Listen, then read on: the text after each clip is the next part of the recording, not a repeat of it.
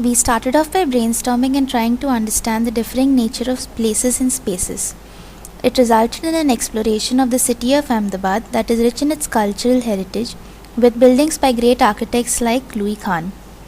While going through this exercise, we noticed how the city, separated by a river, is stitched together by a parallel row of bridges like patches of cloth linked together by threads. This metaphor inspired us to make a field visit to the city to understand how the bridges play a unifying role in connecting the older part of the city to its newer counterpart.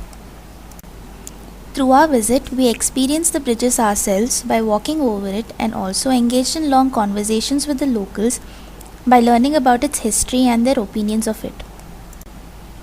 We took interest in the oldest bridge of the city of Ahmedabad called the Ellis Bridge. It began operating in 1870 but was closed down due to fragility and is now abandoned as an unused space.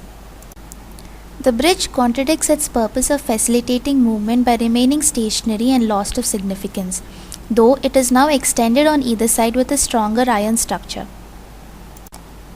We explored possibilities of perceiving the bridge as a monument, a visible structure, as one that links the other bridges, or as a social spot of interaction.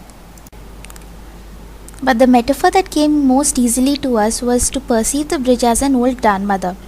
The bridge is personified as a grandmother who likes telling stories to you, remembers you, listens to you, and demands respect. What can make a space a place? What sort of an experience may be generated? This is Ram. He lives in the city. Ram just heard about the new attraction at Ellis Bridge and wants to experience it. That evening, he along with his friend Shyam entered the bridge and found chairs while they began a conversation. Grandma Ellis is patiently listening to them, having recorded their conversation and identity through facial and voice recognition.